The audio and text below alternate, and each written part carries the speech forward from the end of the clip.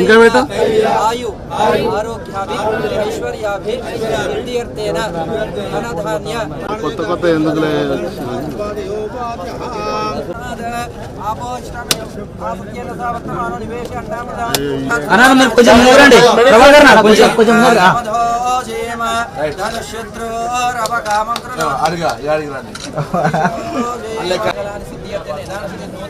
వాహన దేవత పూజ చకరిష్యే సంతృష్టం ధనముభయం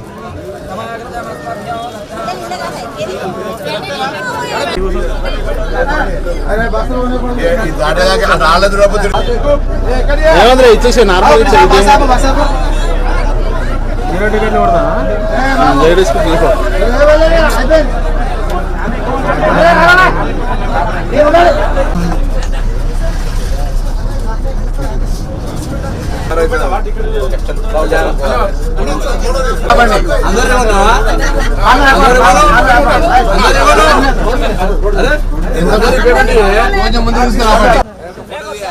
okay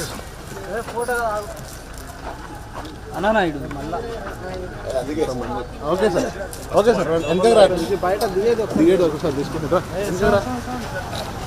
okay నియోజకవర్గ ప్రజలకు యావత్ తెలంగాణ ప్రజలకు కూడా నూతనంగా 1000 బస్సులు రాబోతా ఉన్నాయి. అన్ని డిపోలకు వస్తాయి. మహాలక్ష్మి పథకం వచ్చిన తర్వాత మహిళలు బస్ ప్రయాణాన్ని ఎక్కువగా వాడడం వల్ల ఆక్యుపెన్సీ రేటు పెరిగి నూతన బస్సులు అవసరం అవుతా ఉన్నాయి. తప్పకుండా గౌరవ ముఖ్యమంత్రి గారు రేవంత్ రెడ్డి గారు నూతన బస్సులను తీసుకొని అనేటువంటి సూచన చేయడము బస్సులు రావడం జరుగుతూ ఉంది. మేమందరూ ఒకటే ఈరోజు కొద్దిగా మహిళలు వచ్చినప్పుడు గౌరవించాలి.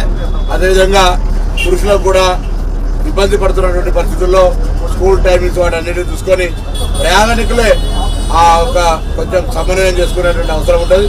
బస్సులు ఏర్పాటు చేస్తాం, ఇన్ఫ్రాస్ట్రక్చర్ క్రియేట్ చేస్తాం, బస్ స్టేషన్లంతా కూడా సర్వీస్ ఉంచే ప్రయత్నం చేస్తాం.